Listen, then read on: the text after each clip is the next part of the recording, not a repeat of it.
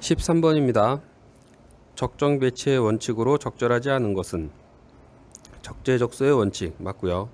능력, 실력주의 원칙 맞고요. 영공주의 원칙, 이게 잘못됐죠. 그 다음에 인재 육성주의 원칙 맞습니다. 그 다음에 14번, 직무란 직책이나 직업상 맡은 임무를 의미한다. 직무 관련 용어의 설명과 가장 거리가 먼 것은 무엇인가?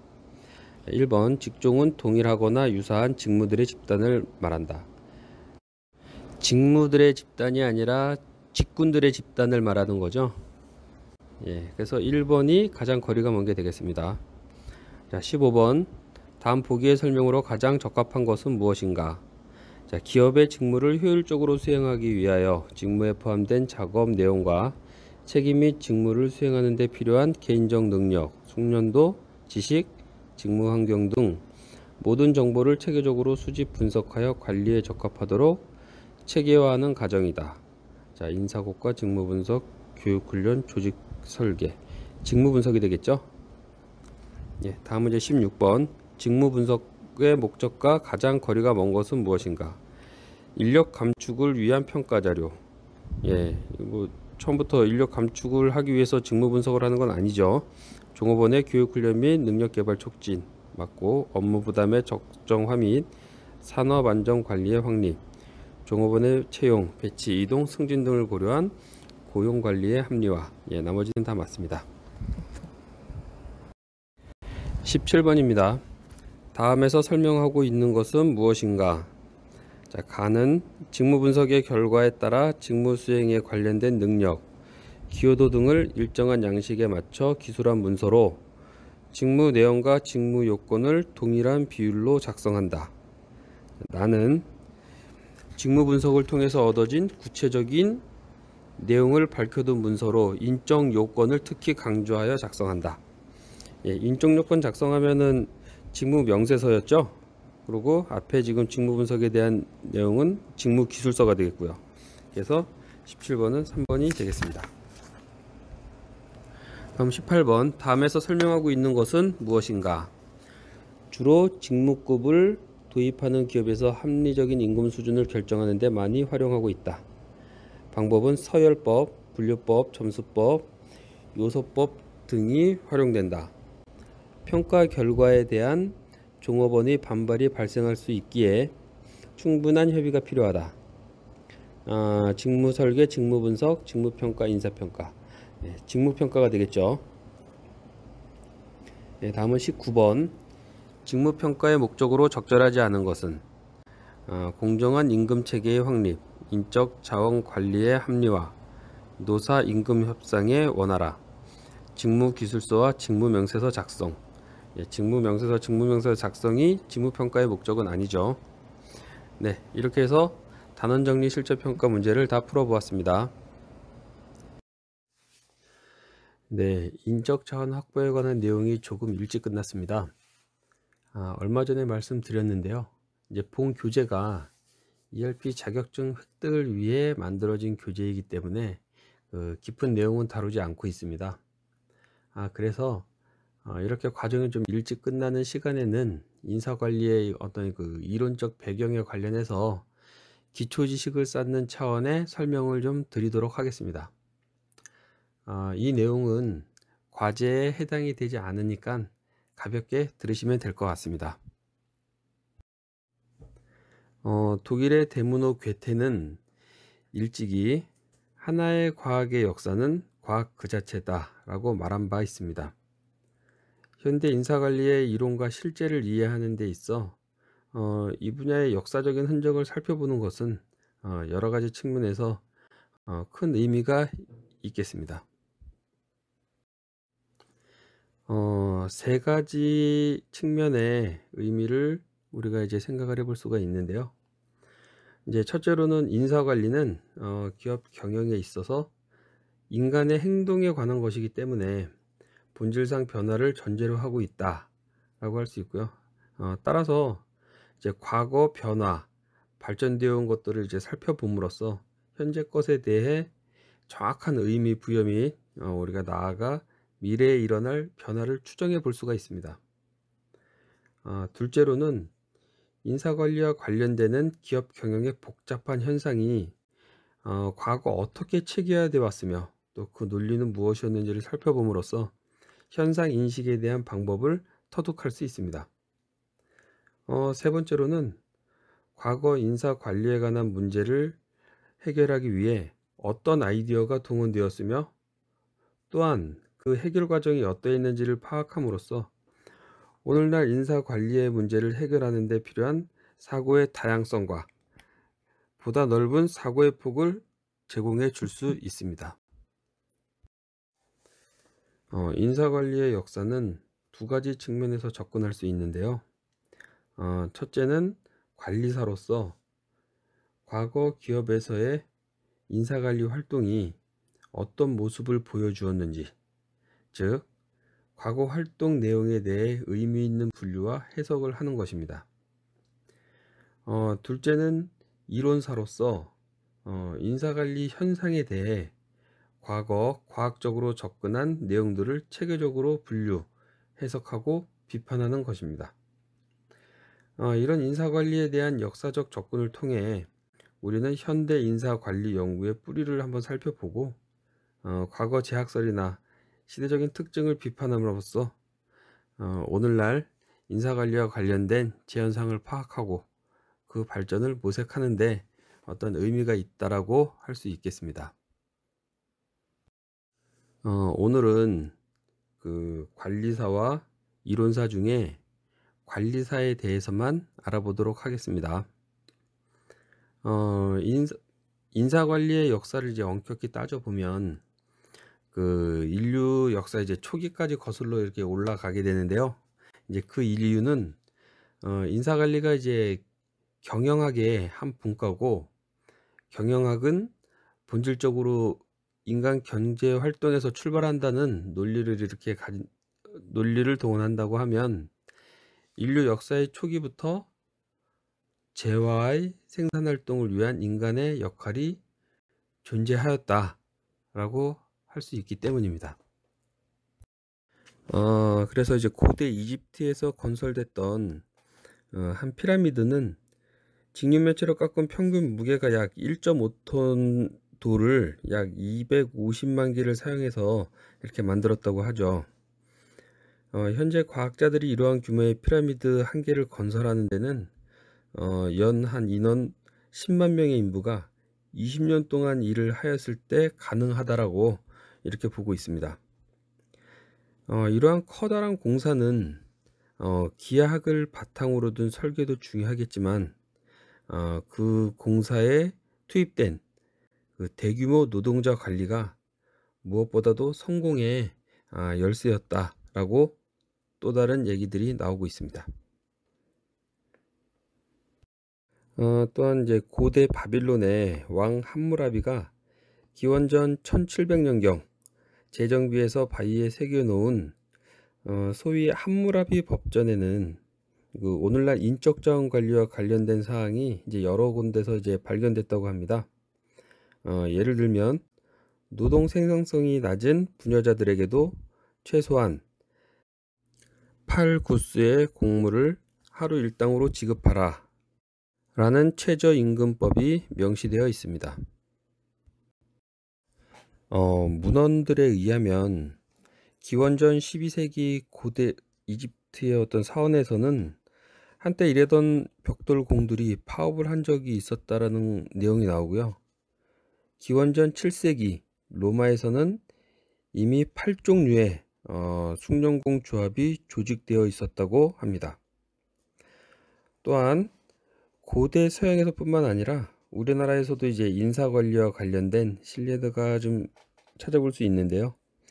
예를 들면 이제 과거 조선 시대에 존재했던 그 머슴제도는 우리나라 인사관리에서 볼 수 있는 보상제도의 한 원형이라고 이렇게 볼 수가 있겠습니다. 농가에서 주인과 머슴의 관계는 거의 가족관계와 같아서 같은 집에서 거하면서 주인이 혼인과 같은 머슴의 개인 생활에까지 관여하죠. 상호 긴밀한 관계를 맺고 있었습니다. 머슴의 노동에 대한 보상은 두 가지 측면으로 나누어져 있었는데요. 즉 머슴이 결혼해서 분가하기 전까지는 주인이 머슴의 식생활과 약간의 용돈을 제공하였습니다. 이제 여기서 용돈이 이제 급여라고 볼 수가 있겠고요. 그 이후에는 이제 머슴이 부인과 최소한의 이제 생활을 유지할 수 있도록 농지 일부를 보상으로 주었습니다. 이게 지금의 퇴직금으로 볼 수 있는 거죠. 인사관리 현상은 역사적으로 이제 많은 변화를 거쳐 이제 오늘까지 왔는데요. 그렇다면 인사관리는 왜 역사적으로 변화할 수밖에 없는가? 이 부분에 대해서 이제 한번 살펴보겠습니다. 일단 변화된 그 외양만 가지고 어떤 이제 판단하는 것은 의미가 없습니다. 미래를 예측하기 위해서는 변화의 원인이 무엇인가를 밝히는 것이 중요하죠.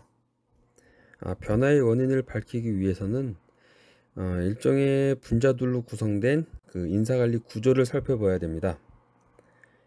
인사관리는 본질적으로 수행해야 될 일, 이제 직무를 얘기하죠. 일과 사람 간의 관계를 관리하는 것이라고 볼 수 있습니다. 인사관리는 일단 기업 경영을 위해 수행해야 하는 일, 이제 직무, 이게 존재할 때 이를 수행할 사람을 고용함으로써 이렇게 이루어진다라고 볼 수 있는데요. 직무를 수행할 수 있는 것이 사람이 아니고 기계만으로 가능할 때는 인사관리 현상이 나타나지 않습니다. 인사관리 현상의 변화는 바로 인사관리의 구성인자인 직무가 변화될 때 혹은 사람, 노동이 변화될 때만 일어납니다. 인사관리 현상의 변화가 인사관리의 구성인자인 직무가 변화될 때 혹은 사람이 변화될 때 일어난다라고 지금 말씀을 드렸습니다. 직무가 변화될 때라는 것은 우선 생산 기술의 발전으로 인해 직무 구조가 변하고 이에 따라 직무를 수행을 해야 되는 사람, 노동자의 기능 내지 능력, 직능의 변화가 요구됨을 의미합니다. 그래서 인사관리 현상의 변화는 기술 발전을 통한 직무 구조의 변화뿐만 아니라 직무를 수행하는 사람이 변화될 경우에도 일어납니다. 즉 말하자면 노동자를 관리하는 관리자의 의식 변화, 또 노동자의 기업 및 직무에 대한 기대의 변화, 이제 그런 거는 이제 근무 시간에 대한 어떤 기대나 급여 수준에 대한 기대 등 이런 것들이 되겠죠. 이러한 기대의 변화 역시 인사관리 현상의 변화 내지 발전을 가져오게 됐습니다. 이러한 시각에서 출발해서 인사관리 현상을 변화시키는 몇 가지 중요한 요인을 한번 알아보겠습니다. 그 중요한 요인에는 생산 기술의 변화, 또 교육 기회의 변화, 관리자 교육의 증가, 사용자, 관리자의 가치관 변화, 종업원의 기대 수준 변화, 기타 사회적, 경제적, 법률적, 환경 변화 등이 있겠습니다. 제시된 요인들을 보면 이 요인들은 어떤 직무나 사람을 변화시킬 수 있는 그런 요인으로 볼 수 있겠습니다.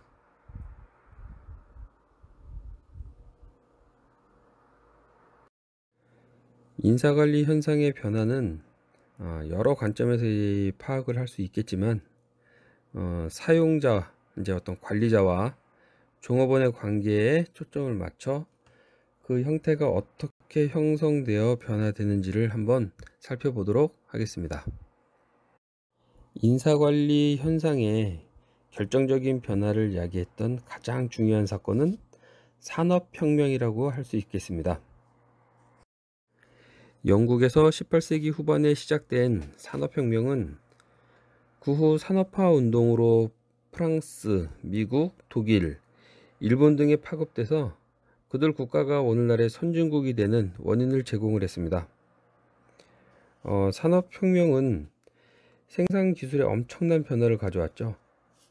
그래서 기업의 직무 구조, 사용자와 종업원의 관계, 노동시장의 구조 등 많은 분야의 변화를 야기했습니다.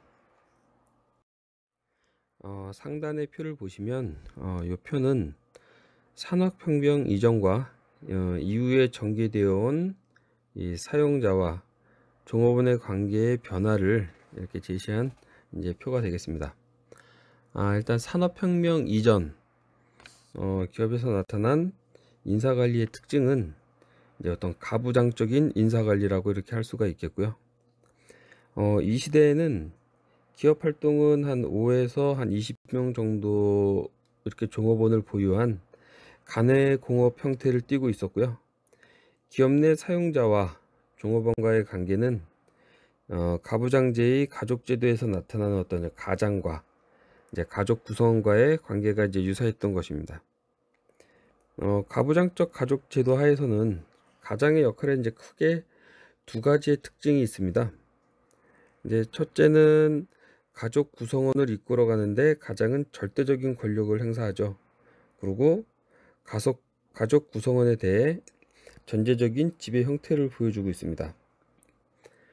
둘째로는 이러한 가장의 전제적인 지배 뒤에는 이제 가족 구성원의 어떤 생계 유지, 또 이제 보호라는 의무와 관련된 기능이 항상 존재를 하고 있었습니다. 이러한 가정의 가족 구성원에 대해 이제 양면적 지배 형태가 그대로 간의 수공업 공장으로 이제 이전이 됐고요. 당시 공장 조건원이 갖추고 있었던 이제 기술 수준이 매우 낮기 때문에 노동 시장에서 이제 경쟁력 또한 이제 낮았습니다. 그래서 급여도 겨우 생계를 유지하는 데 이제 급할 정도로 이제 열악했었죠. 그래서 이제 공장주는 조공원에 대해 거의 절대적인 권한 행세를 했고요. 또 권위주의적이고 전제적인 지배를 할 수 있었습니다. 이제 반면 종업원이 이제 질병, 이제 어떤 개인적인 이제 불행을 당했을 때는 급여와 관계없이 도움을 주기도 했었죠. 그래서 이러한 사장의 종업원에 대한 이제 개인적인 도움이 오늘날 복리 후생의 시작이 되었다고 이렇게 볼 수가 있고, 당시 그런 이제 복리 후생 형태를 일종의 부권적 은혜 뭐 이런 걸로 이렇게 분류를 하기도 했습니다. 네, 이제 산업혁명 후에는 이제 공장의 상황이 이제 완전히 바뀌었죠. 이제 새로 발명되었던 이제 생산 기계는 이제 뭐 과거의 어떤 이제 우리 수작업을 통해 만들었던 이제 제품과는 비교할 수 없을 정도의 이제 높은 품질 수준의 이제 제품을 이제 생산하게 됐고, 기계를 통한 이제 대량 생산 체제가 이제 가능해졌습니다. 그래서 그 당시 이제 유럽에서는 이제 많은 귀족들이 그 토지를 매각해서 일확천금을 노리기 위해서 이제 공장 경영에 투자를 많이 했습니다. 그래서 공장 규모는 확장돼서 이제 과거 간의 공업 시대에 5에서 20명 수준의 이제 종업원 수에서 이제는 100에서 200명 그 이상으로 증가하게 되었죠. 그 당시 유럽의 이제 제품 시장 상황은 급격히 변화를 해가지고 산업혁명이 시작된 첫 몇 년 동안에는 제품을 만들기만 하면 팔 수가 있었어요. 그러나 이제 점차 시장에 이제 제품 경쟁이 이제 불붙게 됐고, 그를 통해서 이제 공장주들은 그럼 하루빨리 더 좋은 기계를 구입해서 좋은 제품을 만들어야 되겠다 라는 이제 그런 생각으로 공장을 확장시키죠. 이렇게 점점 공장을 확장시키니까 어떻게 되냐면 자금 압박에 시달리게 됩니다. 그래서 대개 공장주들은 외부에서 이제 자금을 조달했는데 그 자금 조달의 한계에 부딪히기 때문에 그때부터는 자금 조달의 원천을 기업 내부에서 찾기 시작하게 됩니다. 즉 이제 종업원에게 지급되는 인건비를 줄여서 자금 조달을 했던 거죠. 이 시대 공장 사용자와 종업원과의 관계는 이제 점차 착취적이고 전제적인 지배 형태로 이제 바뀌게 됩니다.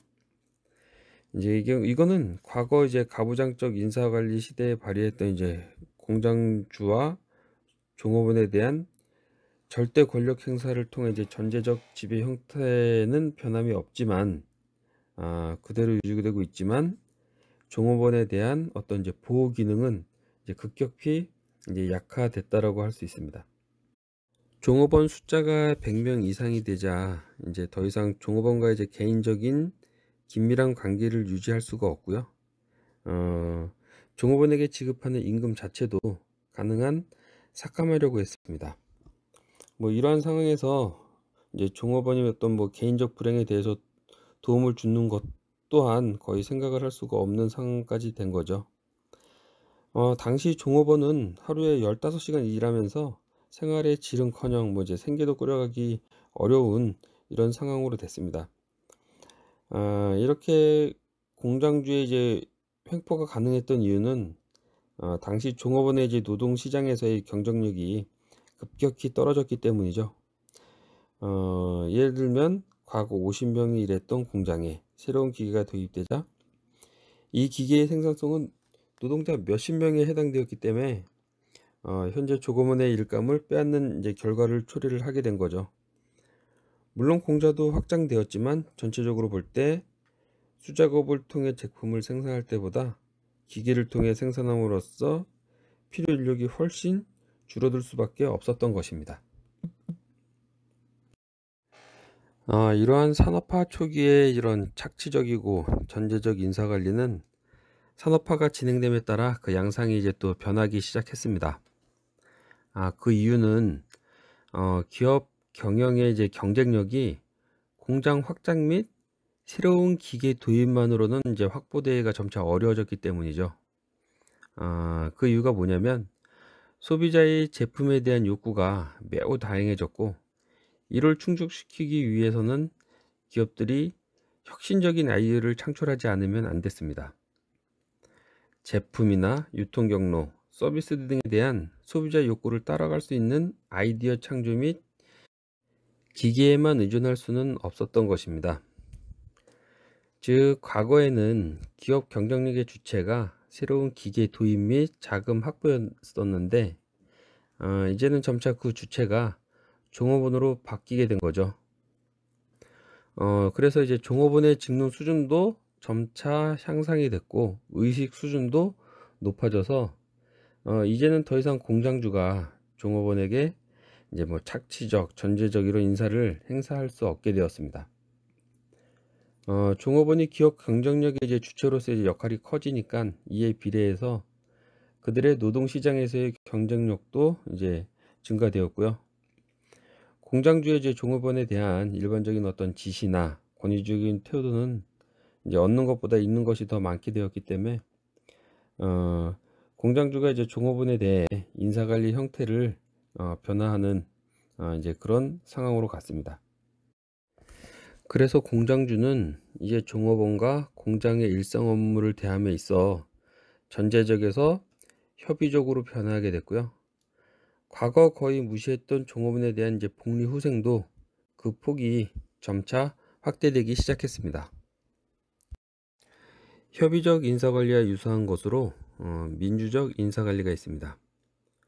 협의적 인사관리에서는 기업의 일상 업무에 대해 기업주가 종업원과 협의는 하지만 최종 의사결정은 기업주 스스로 내리는 데 비해 민주적 인사관리 형태의 있던 기업에서는 기업 경영의 크고 작은 일에 대해 기업주와 종업원이 동수의 대표로 구성된 위원회에서 민주적으로 의사결정을 행하는 것인데요.